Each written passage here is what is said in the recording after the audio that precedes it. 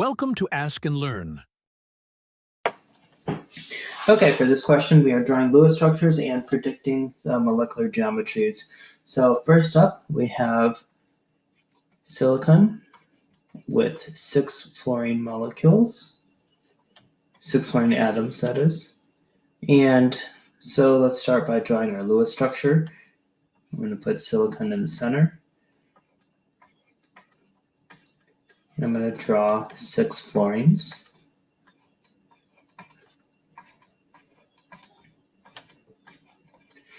So we have 4 electrons for the silicon, we have 7 for each fluorine, and we have 6 of them. And we've got 2 extra electrons. So in total, this is 42 plus 4 plus 6, so that's 48 valence electrons. And we just dot in our electrons for our fluorines. So each fluorine gets 6 electrons.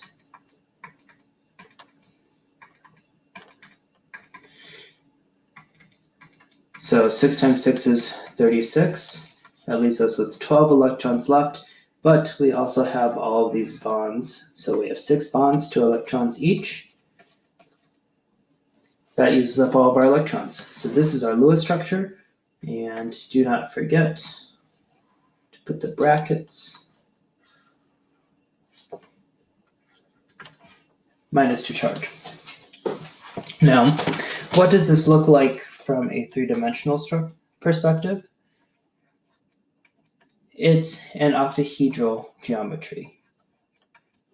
So these lines, these solid lines, represent fluorines that are in the same plane, flat. So they're flat on the board. I'm going to draw a faded fluorine over here, meaning that it's going into the board, and a wedged fluorine over here. So this fluorine's going out of the board. I'm going to do the same thing on the other side. And so this is the final geometry, and it is an octahedral structure. All right. Next up, we have PF5. So let's go ahead and calculate. So phosphorus has 5 valence electrons. Fluorines have 7, and there's 5 of them. So in total, we're looking at 40 valence electrons. We'll start by putting the phosphorus in the center.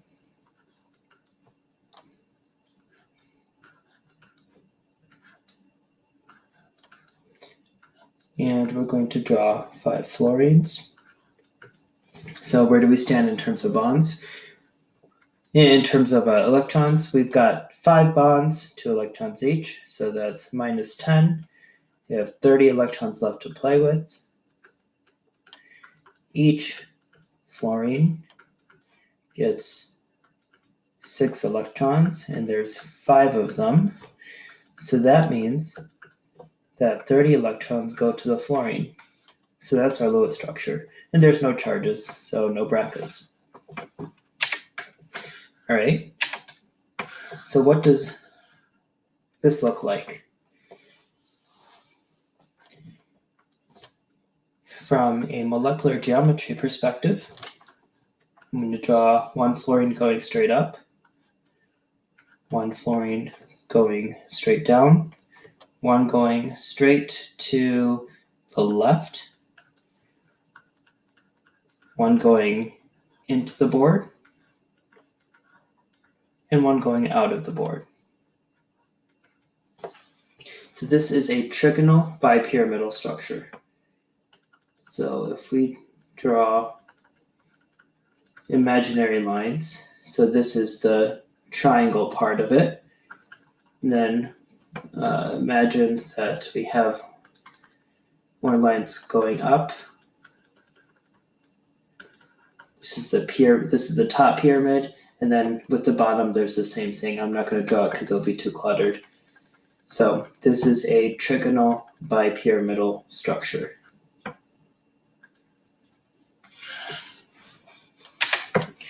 Okay.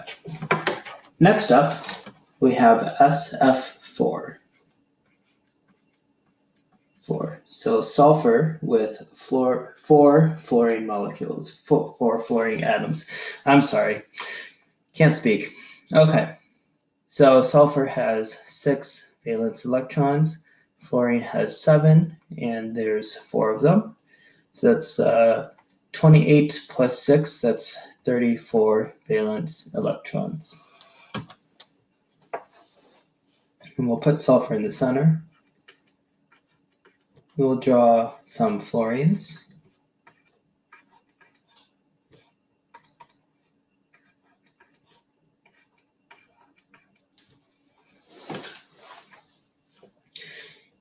And we'll calculate our valence electrons. So we've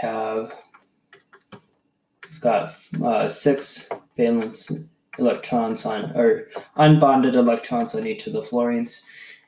So 34 minus 6 times 4 is, so 34 minus 24, that's 10.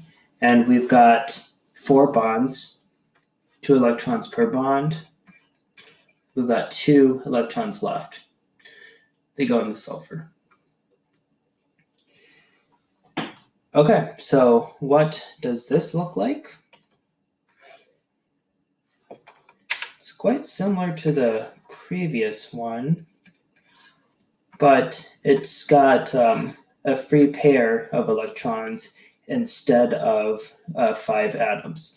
So we'll draw sulfur in the center. We're going to draw a fluorine straight up, a fluorine straight down.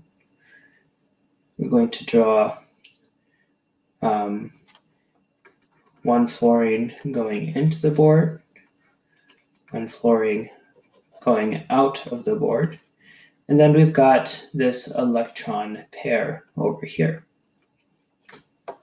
So this is a seesaw structure. I don't know why I capitalized the S. All right, let's try that again. Seesaw.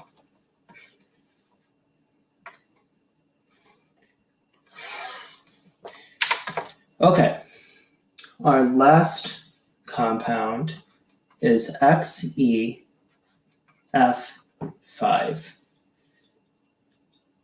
Nope, XeF4.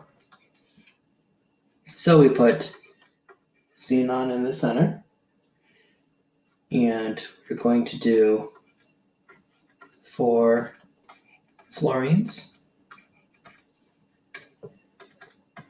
and 6 electrons per fluorine. Now let's check our structure to make sure that it has the right number of electrons. Got 8 for the xenon, 7 for each of the fluorines, and there's 4 of them. So that turns into 28 plus 8, that is equal to 36. So let's check out where we are. There's 8 electrons here, 8 here, 8 here, and 8 here. So that means that we have 8 times 4 is 32. So we've got 4 electrons left to distribute. I'm going to put them on the xenon. Okay. So what does this look like from a geometry perspective? We'll put xenon over here. I'm going to draw a fluorine out of the into the board, 1 out of the board, 1 into the board, 1 out of the board, a free pair over here, and a free pair going down. So this is a square planar geometry.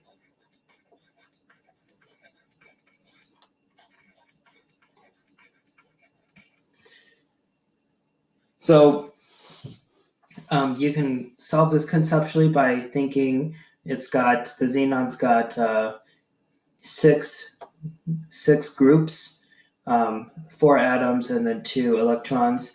And what would an octahedral structure look like if 2 of the atoms were replaced with free pairs? It would look like this square planar configuration. Or, if you have your molecular geometry table handy, you can look at that too.